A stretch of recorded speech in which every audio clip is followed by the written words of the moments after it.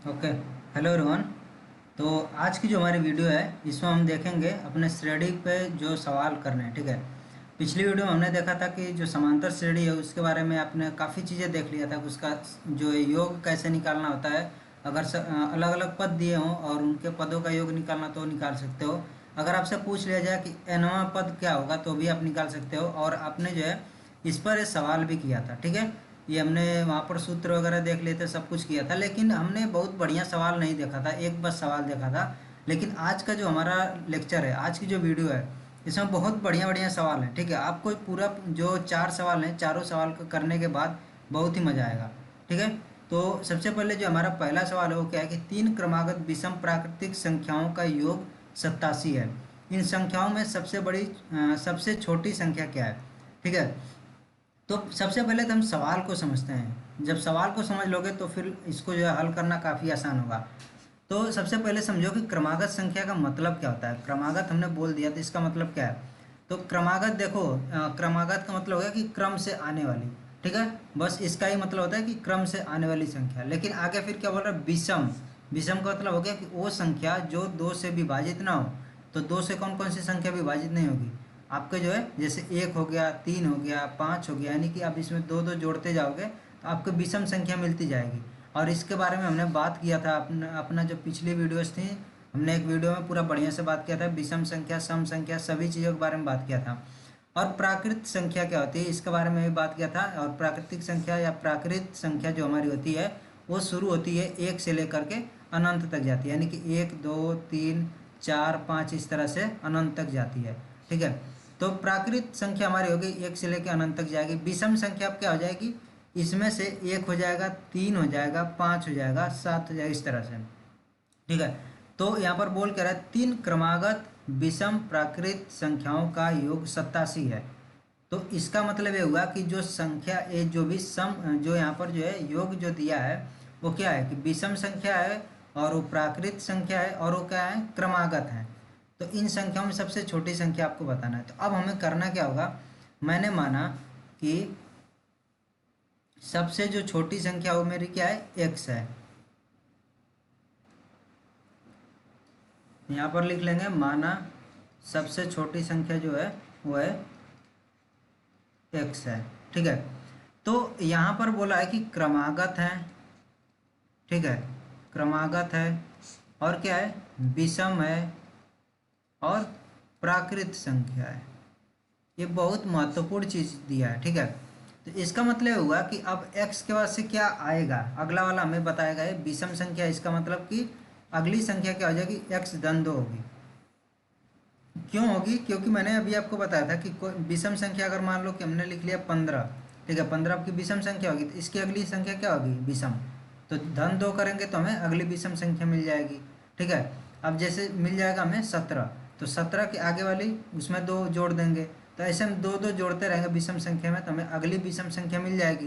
तो इसलिए हमने यहाँ पर दो जोड़ा है। क्यों, क्योंकि क्रमागत भी है, यानी कि x के बाद से कौन सी विषम संख्या आएगी, तो x धन दो आ जाएगी। और प्राकृत संख्या है तो प्राकृत का मतलब हमने समझ लिया कि भाई वो जो है एक, दो, तीन, चार, पाँच, इसमें से कोई संख्या होगी। तो ये दूसरी वाली संख्या हो गई, यानी कि ये हमारी हो गई दूसरी संख्या। तीसरी संख्या अब क्या हो जाएगी, x धन दो तो हमारी दूसरी संख्या, तो इसमें दो और जोड़ देंगे तो हमारी तीसरी संख्या हो जाएगी। ठीक है। तो बोला क्या है, हमारे सवाल में बोला है कि तीन क्रमागत विषम संख्याओं का योग जो है 87 है। यानी कि जो हमने संख्याएं अभी देखी हैं इन तीनों को जोड़ने पर हमें क्या मिल रहा है, 87 मिल रहा है। तो हम तीनों को जोड़ेंगे, तो तीनों को जोड़ेंगे तो क्या होगा, x धन, फिर दूसरी संख्या हमारी x धन दो, तीसरी संख्या हमारी क्या है, x धन दो धन दो, ये हमारी तीसरी संख्या, और बराबर 87 है। और जब x वाला है तो x वाले को एक तरफ कर लेंगे तो हमारा हो जाएगा 3x, और ये कितना हो जाएगा, दो धन दो, यानी कि हो जाएगा 6, और बराबर 87। तो 3x बराबर 87, और ये 6 जो है दूसरी तरफ जाएगा तो ऋण 6 हो जाएगा। अब x बराबर क्या हो जाएगा, 81/3। क्यों, क्योंकि ये 3 × x था। ठीक है। तो 3 जो है इधर आएगा तो भाग कर देगा, तो इसलिए यहाँ पर भाग कर दिया और कितना मिल गया, ये मिल गया 27। तो तो x का मान 27 हो गया। और क्या है, x क्या है, छोटी संख्या है, सबसे छोटी संख्या। ठीक है, क्यों, क्योंकि जो है इसके बाद जो दूसरी संख्या हमारी x धन 2 है, तो जब 2 जोड़ा हमने तो क्या हो जाएगी, x से बड़ी हो गई, और तीसरी वाली उससे भी बड़ी होगी, तो सबसे छोटी संख्या हमारी x है, तो हमारा उत्तर क्या हो जाएगा, 87 हो जाएगा। ये तो हमारा हो गया पहला मेथड। ठीक है, पहली विधि से हमारी हो गई, इसको हम लिख लेते हैं, ये हमारी है विधि 1। लेकिन इसमें आपने देखा कि इतना बड़ा हमें जो है चीज़ें करनी पड़ी, काफ़ी चीज़ें इसमें करनी पड़ी हैं। अब मैं विधि 2 बताऊंगा, जो कि आपकी बहुत आसानी से कम जो है यहाँ पर कम पद में हो जाएगा। ठीक है, आप देखो कैसे होगा। हमने लिखा विधि 2, ठीक है, विधि 2 में लिखेंगे। मान लेते हैं कि हमारी जो तीनों संख्याएं हैं, ठीक है, यहाँ पर कितनी संख्याओं का योग दिया है, 3 संख्याओं का योग दिया है, और क्रमागत है, विषम है, प्राकृत है, तो इन्हीं का हम जो है यहाँ पर उपयोग करेंगे। तो मैंने बोला कि पहली संख्या मेरी x ऋण 2 है, दूसरी x है, तीसरी क्या है, x धन 2 है। ठीक है, अब ये चीज़ समझो क्या मैंने किया है। मैंने क्या किया कि ये जो है बीच वाली संख्या हो गई।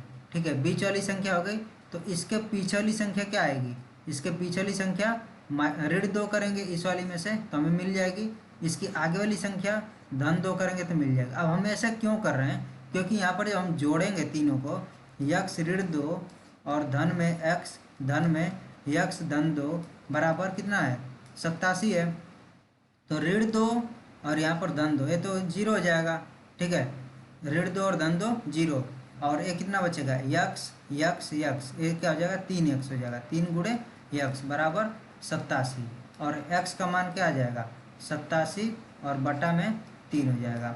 ये 3 दूना 6, और ये मेरा क्या मिल जाएगा, 3 9 27, तो x का मान 29 आ गया। लेकिन यहाँ पर जल्दबाजी अगर करोगे तो गलती हो जाएगी। क्या गलती होगी, पूछा है कि सबसे छोटी संख्या क्या है, तो सबसे छोटी संख्या क्या होगी, x ऋण 2 होगी। क्यों होगी, अब देखो एक उदाहरण मैं लेता हूँ।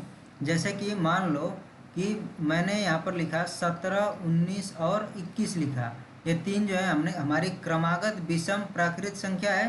ठीक है, इस हमने क्या ये बोला, क्रमागत विषम प्राकृत संख्या। तो अगर 19 के पहले वाली मुझे संख्या चाहिए तो मैं क्या करूँगा, मैं ऋण 2 कर दूंगा। ठीक है, अगर मुझे 19 के पहले वाली प्राकृत विषम संख्या चाहिए तो मैं क्या करूँगा, ऋण 2 कर दूंगा, और अगर आगे वाली प्राकृत विषम संख्या चाहिए तो धन 2 कर दूंगा। ठीक है, तो वही काम मैंने किया है। x जो है क्या है, जो बीच वाली संख्या है उसमें से इसके पीछे वाली हमें चाहिए विषम प्राकृत संख्या, तो ऋण 2 कर दिया, और आगे वाली चाहिए तो धन 2 कर दिया। तो जो छोटी संख्या क्या होगी, x ऋण 2 होगी, तो हमारी जो छोटी संख्या हो जाएगी, x का मान आया था 29, तो 29 ऋण 2 बराबर 27 आ जाएगा। तो हमारा उत्तर फिर जो क्या हो जाएगा, 27। तो विधि 2 में आप देख रहे हो कि बहुत ही छोटा हमारा ये हल हो गया। अब देखो, अभी तो आप जब शुरू में करते हो तो आपको इस तरह से पेन पेपर पर करने की ज़रूरत पड़ सकती है, लेकिन जब थोड़ा सा आप इसको हल कर लोगे, ठीक है, तो आपको जो है काफ़ी बार बिना पेन पेपर की हेल्प से ही, बिना पेन पेपर की मदद से ही आप इसको हल कर लोगे। ठीक है, तो काफ़ी बार तो हमें भी कोई इसकी ज़रूरत नहीं पड़ती पेन पेपर की, वैसे ही बस सवाल को पढ़ा और ऐसे करके हम उसको क्या करते हैं, हल कर लेते हैं। यहाँ पर क्या मतलब है, जैसे मान लो 3 संख्याएं हैं, ठीक है, विषम 3 संख्याओं का योग जो है यहाँ पर ऐसे बोल दिया कि 3 क्रमागत विषम प्राकृतिक संख्याओं का योग इतना है, तो हम क्या करेंगे, 3 गुणे और एक जो बीच वाली संख्या x हो गई, और जो योग दिया उसके बराबर कर देंगे। x का मान आ गया, यानी कि जो बीच वाली संख्या थी उसका मान आ गया। अब उसके पहले वाली जो संख्या रहेगी उसमें से ऋण 2 कर देंगे, तो या फिर आगे वाली पूछा रहेगा तो धन 2 कर देंगे। अगर वो बीच वाली संख्या पूछा रहेगा तो वही x का मान हो जाएगा। ठीक है, तो अब आशा करता हूँ कि ये चीज़ आपको बहुत अच्छे से समझ में आ गई है। अब कुछ इस पर मैं और चीज़ें आपको बताना चाहता हूँ। अब जैसे कि मान लो कि यहीं पर जो है 3 विषम प्राकृतिक संख्या ना दे करके 5 विषम प्राकृतिक संख्या दिया हो। ठीक है, ये चीज़ हो, या फिर आप विषम प्राकृतिक संख्या ना बोल करके ये लिखो कि 5 जो है क्रमागत प्राकृत संख्या। ठीक है, तो यहाँ पर अगर ऐसे कुछ दिया रहेगा कि इनका जो है जोड़, अगर कुछ मान लो कि कुछ भी दिया है, यहाँ पर कुछ भी है जो दिया है कि 5 क्रमागत प्राकृतिक संख्याओं का जोड़ है इतना। ठीक है, तो हम इसको कैसे मानेंगे, तो यहाँ पर देखो क्या है कि विषम जब नहीं दिया है तो हमें क्या करना पड़ेगा, हमें ये चीज़ मानना पड़ेगा कि माना एक संख्या x है, ठीक है। और जो क्रमागत है तो इसका मतलब कि दो संख्या के बीच में कुछ ना कुछ तो यहाँ पर अंतर होगा, ठीक है, कुछ ना कुछ अंतर होगा। लेकिन ये चीज़ यहाँ पर बताई रहेगी कि ये समांतर श्रेणी में है। जैसा कि मैंने आपको बताया था कि समांतर श्रेणी के बारे में, कि उनके जो दो क्रमागत संख्याएं होती है उनके बीच में कुछ ना कुछ पदांतर होता है और सबका जो है पदांतर समान होता है। यानी कि ये अगर 5 क्रमागत प्राकृत संख्या है और ये जो है किसमें है, समांतर श्रेणी में है, समांतर श्रेणी में है। अगर ये चीज़ बोल दिया कि समांतर श्रेणी में है और 5 क्रमागत प्राकृत संख्याओं का योग जो है यहाँ पर कुछ दिया है, तो पूछ लिया कि वो पांचों संख्याएं क्या है, यही समझ लो पांचों संख्याएं क्या है। तो सबसे पहले इसको हल कैसे करेंगे, तो हल करने के लिए सबसे पहले तो एक संख्या हम मान लेंगे x, और समांतर श्रेणी में है तो कुछ जो है पदांतर होगा, तो हम इसको मान लेंगे पदांतर है d, ठीक है। अब होगा क्या कि हम जो बीच वाली संख्या को मानते हैं x हमने माना, इसके पीछे वाली संख्या क्या हमारी आएगी, इसके पीछे वाली संख्या ऋण d करेंगे तो आ जाएगा, x ऋण d हमारी ये हो जाएगी पीछे वाली संख्या। अब इसके पीछे वाली संख्या, तो अब इसमें से फिर क्या करेंगे, ये वाली जो संख्या है इसमें से फिर d घटा देंगे, ये मिल जाएगा मुझे x ऋण d, और इसमें से भी ऋण d घटेगा तो हमारा आ जाएगा x ऋण 2d, ठीक है। और इसके आगे वाली संख्या हमारी क्या होगी, धन d, तो ये हमारा हो जाएगा x धन d, और इसके आगे वाली हमारी संख्या x धन d, और फिर इसमें भी d जुड़ जाएगा। ये हमारी क्या थी, ये वाली संख्या थी, ठीक है, और इसमें हम d जोड़ दिए तो हमारा आ जाएगा x धन 2d। अब बस कुछ नहीं करना है, अब आपका आ गया x ऋण 2d, x धन 2d, तो ऋण 2d और धन 2d, ये क्या हो जाएगा, कट जाएगा। यहाँ पर ऋण d और यहाँ पर धन d, ये भी कट जाएगा। हमारा कुछ इस तरह से आएगा, जोड़ेंगे तो x ऋण 2d, धन में x ऋण d, और धन में x, धन में x धन d, और यहाँ पर x धन 2d, और यहाँ पर जो भी आपका योग दिया रहेगा वो चीज़ आप लिख लोगे, ठीक है। तो यहाँ पर ऋण जो ऋण 2d है और धन 2d कट जाएगा, ये वाला भी आपस में कट जाएगा, तो सिर्फ क्या बचेगा, x बच रहा है, और x कितना हो जाएगा पूरा 5 गुणे x हो जाएगा, ठीक है, 5 गुणे x, और बराबर योग रहेगा। तो यहाँ से x का मान निकालोगे, और जितना पूछा रहेगा आपका, पांचों संख्या अगर पूछी है तो पांचों संख्याओं को यहाँ पर निकाल सकते हो, ठीक है। लेकिन पांचों संख्याओं को निकालने के लिए आपको d का मान पता होना चाहिए, तो उसके लिए कोई एक और जो है यहाँ पर कुछ दिया रहेगा कि d के बारे में, तो आप d का मान निकाल लोगे, फिर जो पांचों संख्या आप निकाल सकते हो। लेकिन हमें बस ये चीज़ समझनी यहाँ पर थी कि हम कैसे मानते हैं। हम मानते ऐसे हैं कि हमारा जो है ये जो d वाला है चीज़ ये कट जाए, ठीक है, जिससे कि हमें मान लो कि कहीं जो है d का मान बहुत उटपटांग सा दे दिया, तब क्या करोगे, आप उसको बैठोगे जोड़ने, मान लो कि 243 ऐसे दे दिया, तो अब जोड़ने बैठोगे तो बहुत टाइम लगेगा, 2 गुणे इतना करोगे, फिर इतना ये यहाँ पर जोड़ोगे, इसको जोड़ोगे, मतलब ऐसे करते बहुत टाइम लगेगा। तो इसलिए हम क्या करते हैं, ऐसा जो है यहाँ पर एक हल निकालते हैं कि जो डी वाला चीज़ है ये हट जाए हमारा, तो हमारा आसानी से ये चीज़ मिल जाएगा, ठीक है। ये तो हमारा हो गया कि जब हमारी यहाँ पर दिया रहे विषम चीज़ रहे, जैसे कि अगर मान लो 5 हो गया, फिर ऐसे ही अगर मान लो कि हमारा रहे 7 रहे। अब मान लो कि जहाँ पर मैंने 5 लिखा है यहाँ पर मैंने बोल दिया कि 7 है हमारी क्रमागत प्राकृत संख्या है, तो उसके लिए हम कैसे मानेंगे, तो फिर हम क्या करेंगे, सबसे पहले बस इस तरह समझो कि बीच वाली संख्या को हम x मान लेंगे, ठीक है। अब अगर मान लो कि 1 रहेगा तो एक संख्या के लिए हम x मानते हैं, 3 अगर पूछता है तो x ऋण d कर देंगे, और आगे वाली संख्या x धन d, 3 के लिए हो गया। 5 रहेगा तो x ऋण 2d, और इधर वाली x धन 2d। अब यहीं पर 7 दे देगा तो फिर एक और इधर बढ़ा लेना, x ऋण 3d, और इधर x धन 3d, ठीक है। ऐसे ही अगर 9 रहेगा तो x ऋण 4d, और इधर हो जाएगा x धन 4d, ठीक है। इसको सबको जब जोड़ोगे तो d वाला सब कट जाएगा, बस क्या बचेगा, x बचेगा। अगर 9 जो है क्रमागत प्राकृत संख्याएं दिया है तो सबको जोड़ने पर हमारा क्या आ जाएगा, 9x आएगा, और उसको क्या करेंगे, योग के बराबर कर देंगे, तो इस तरह से हम x का मान निकाल सकते हैं। तो ये चीज़ हो गया कि जब हमारा जो है एक दिया रहेगा, या फिर 3 दिया रहे, या फिर 5 दिया रहे, या फिर 7 दिया रहे, यानी कि विषम चीज़ें दी रहे हैं। लेकिन अब मान लो कि यहीं पर मेरा दिया रहता कि यहाँ पर 2 क्रमागत प्राकृत संख्या है, तब उसको कैसे हम करते हैं। यहीं पर यह चीज़ रहता कि हमारा जो है 2 क्रमागत प्राकृत संख्या है, ठीक है। तो अब करना क्या पड़ेगा, ऐसी ऐसी जगह पर, ऐसे जब ऐसा कुछ रहेगा तो हमें फिर जो है डी वाला जो चीज़ है उसको हमें हटाना पड़ेगा, ठीक है। तो 2 के लिए तो कुछ नहीं करना है, हमें एक्स मानते हैं, तो अगला वाला क्या हमारा हो जाएगा, या तो आप कर लोगे यक्स धन डी, या फिर दूसरा, या फिर ये क्या कर सकते हो यक्स ऋण डी, या तो ये चीज़ ले लो या फिर क्या ले लो, ये वाला 2 चीज़ ले लो। तो 2 के लिए तो हमें कोई ज़्यादा दिक्कत वाली बात नहीं है। लेकिन जब आएगी बात 4 के लिए, ठीक है, यहाँ पर क्या रहे हमारा 4 रहे, 4 क्रमागत प्राकृत संख्या है, तब क्या करोगे, तब यहाँ पर आपको बीच वाली संख्या यक्स न मान के आपको एक संख्या लेनी पड़ेगी यक्स ऋण डी, दूसरी यक्स धन डी, और तीसरी होगी यक्स धन 3d, और इधर होगी एक हो जाएगी यक्स ऋण 3d। अब क्यों ऐसा हमने किया, अगर हमने यहाँ पर यक्स लिखा होता, ठीक है, तो अब ये क्या है 4 हमारी क्रमागत प्राकृत संख्याएं बन रही हैं। तो हम क्या करते हैं, ऐसे मतलब कि ऐसी संख्या मानते हैं कि जैसे क्या था कि जब 5 मान रहे थे तो 5 के लिए क्या होगा, एक बीच में एक संख्या पड़ जा रही थी, 2 जो है इधर साइड में पड़ जा रही थी। तो अब ए वाली जो है संख्या से डी वाला इससे कट जा रहा था, इस वाले का डी जो है इससे कट जा रहा था।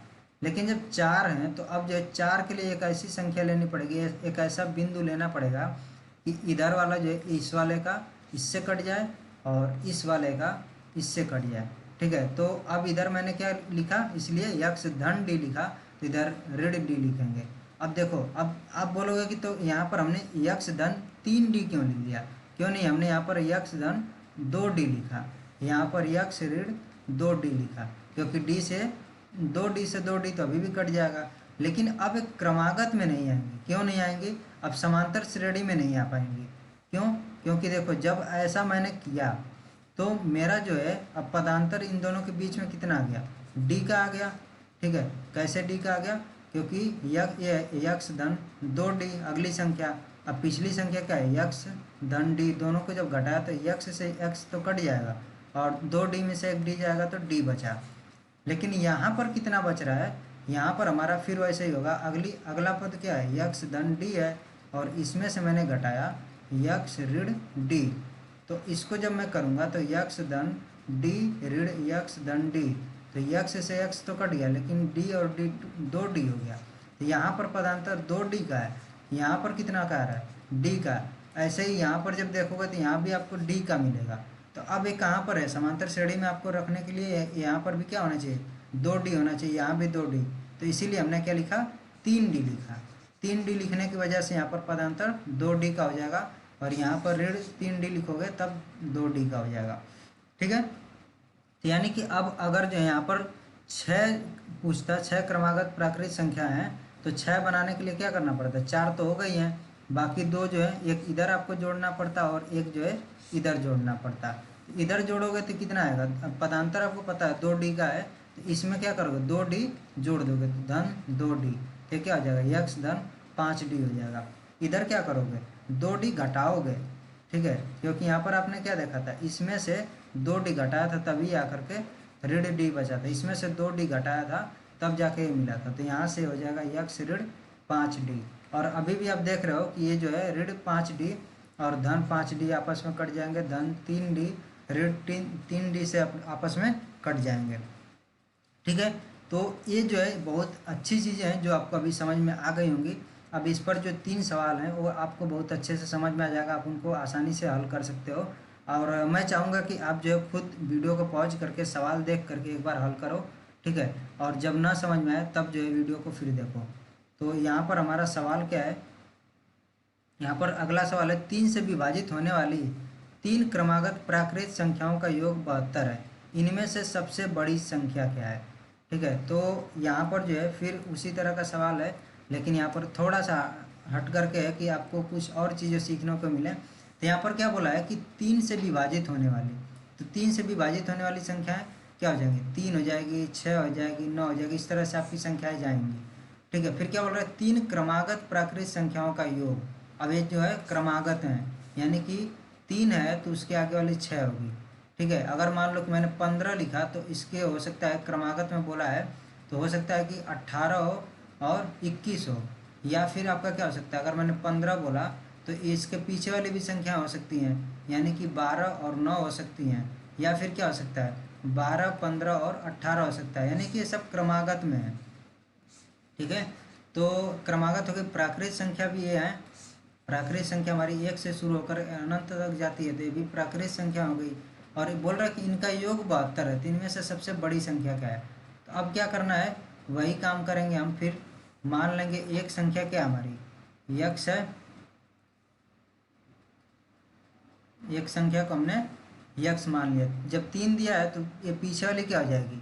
अब 3 का जो है 3 भाग जब देना होता है, ठीक है, तो आप देखना कि जब 3, 6, 9, 12 लिखते हो तो क्या मिलता है, 3 का अंतर मिलता है, इसमें भी 3 का अंतर, इसमें भी 3 का अंतर, यानी कि जब आप जो है 3 का गुणा पढ़ोगे तो क्या मिलेगा, 3 3 का अंतर। तो अगर मेरी एक बीच वाली संख्या x है तो आगे वाली संख्या यक्ष धन 3 हो जाएगी, पीछे वाली संख्या यक्ष ऋण 3 हो जाएगी, ठीक है। और बोला क्या है कि इन जो है 3 संख्याओं का योग क्या है आपका, शायद 72 था, इसको देख लेते हैं, 72 है, ठीक है। तो जब 72 इन्होंने बताया तो हम क्या करेंगे, सभी को हमने तो यहाँ जोड़ दिया और लिख दिया 72। तो अब 3 से 3 कट जाएगा और क्या बचेगा, 3 गुणे यक्ष बराबर 72 बचेगा, और यक्ष का मान क्या आ जाएगा 72 बटा में 3, तो क्या आ जाएगा 24 आ गया, ठीक है। तो 24 जो आया है, ये जो 24 आ गया ये क्या है, यक्ष का मान है। और पूछा क्या है हमसे, अगर यहाँ पर जो है सबसे बड़ी संख्या पूछा है, ठीक है, तो सबसे बड़ी संख्या क्या हो जाएगी, यक्ष धन 3 होगी, ठीक है। तो यक्ष धन 3 का मतलब क्या हो गया, 24 और धन 3 यानी कि 27 हो जाएगा, ठीक है, क्योंकि आपकी 3 संख्याएं थी, एक और ये वाली सबसे छोटी ये है और सबसे बड़ी ये है। तो यक्ष धन 3 बराबर 24 धन 3 बराबर 27 हो जाएगी। अब ये तो हमारी विधि ये होगी कि जो हमारी दूसरी वाली विधि थी उस तरह से है। अब एक विधि हमारी हो सकती है कि हम जो यक्ष मान लें, दूसरी संख्या को यक्ष धन 3 माने, और तीसरी को क्या मानेंगे, इसी में धन 3 कर लेंगे और इन सभी को आपस में हम जोड़ लेंगे, तो हमारा जो है किसके बराबर आ रहा है, 72 के बराबर। तो ये क्या हो जाएगा, यक्ष यक्ष जुड़ेगा तो 3 गुणे यक्ष और धन में 6 बराबर 72, तो 3 गुणे यक्ष बराबर क्या हो जाएगा 72 ऋण 6, तो हमें कितना मिल जाएगा 66 मिलेगा, और यक्ष का मान क्या हो जाएगा 2 और 2 22 मिल गया, ठीक है। तो यक्ष का मान क्या हो गया कि 22, कहीं पर हमने गलती किया है, 3 और 3 6 और ये हमारा 9 यहाँ पर है, क्योंकि ये 3 + 3, ठीक है, 3 धन 3 6 और ये जो हमारा 9 हो जाएगा, तो ये हमारा जो है 72 हो गया। तो इसमें से हम 9 को घटाएंगे, तो 9 को घटाने पर 63 आएगा, ठीक है। तो 63 आने के बाद से हमने क्या किया, इसमें भाग किया कितने का, 3 का, तो हमें कितना मिलेगा 21 मिल जाएगा। तो यक्ष का मान क्या मिल गया 21, तो पहला जो संख्या वो है 21, दूसरी संख्या क्या हो जाएगी यक्ष धन 3 यानी कि 24 हो गई, तीसरी संख्या यक्ष धन 6 बराबर यक्ष का मान कितना है 21 धन 6 27 हो गया। तो ये हमारी दूसरी विधि से भी हल हो जाएगा, ठीक है। अब अगला सवाल देख लेते हैं। अब यहाँ पर जो है अगला सवाल है कि 3 क्रमागत सम संख्याओं का योग 12 है, ये संख्याएं हैं। तो जो यहाँ पर दिया है कि 3 क्रमागत, ठीक है, तो फिर वही वैसा ही सवाल है कि जो एक क्रमागत हैं और सम संख्या हैं, तो सम संख्या में क्या हो जाएगा, कितने का अंतर होता है, 2 2 का अंतर आता है। तो अगर मैंने मान लिया एक संख्या मेरी x है, बीच वाली है, ठीक है, तो ये पीछे वाली संख्या मेरी क्या हो जाएगी यक्ष ऋण 2 हो जाएगी, और इसके आगे वाली संख्या यक्ष धन 2 हो जाएगी। और क्या बोला क्रमागत है, तो इसलिए हमने क्या किया ऋण 2 और यहाँ पर धन 2 इधर लिखा। अब देखो क्रमागत किस वजह से हो रही है, इसमें 2 जोड़ोगे तो यक्ष मिलेगा और इसमें 2 जोड़ोगे तो भी यक्ष धन 2 मिल जाएगा। एक क्रमागत हो गई और बोला है कि इनका योग कितना है 12 है, तो सबको हमने क्या किया जोड़ लिया, तो लिख दिया इसको 12 के बराबर। तो अब क्या हो जाएगा 2 और 2 तो कट जाएगा यानी 0 हो जाएगा, और हमारा आ जाएगा 3 यक्ष बराबर 12। तो यक्ष का मान कितना आ जाएगा 3 चौको 12, तो 4 आ गया। तो जो 4 आया है ये तो ये वाली संख्या है, इसके पीछे वाली संख्या क्या होगी, इसमें से 2 घटाएंगे, तो 2 घटाएंगे तो मिल जाएगा 2, और इसमें 2 जोड़ देंगे तो 2 जोड़ेंगे तो हमारा मिल जाएगा 6, तो क्या हो जाएगा 2, 4 और 6 हमारी तीन ये संख्या हो जाएंगी। ठीक है। अब जो एक और दूसरे तरह का सवाल है, जो कि आपका है 4 वाले, यानी कि सम अगर दिया रहे, ऐसी कोई नंबर दिए रहे, ऐसी संख्या दिए रहे, तब आप कैसे सॉल्व करोगे, कैसे हल करोगे।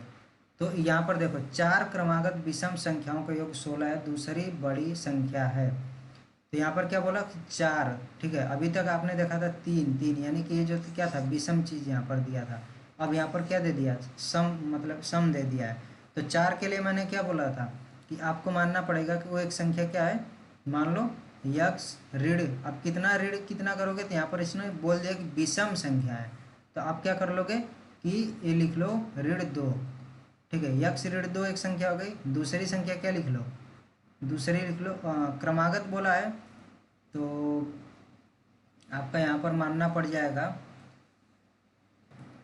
यहाँ पर x ऋण 1 हमें मानना पड़ेगा। अब क्यों मानना पड़ेगा, क्योंकि देखो, अगर मैंने x ऋण 2 किया तो हमारा अगला वाला क्या आ जाएगा, यक्स धन, जस्ट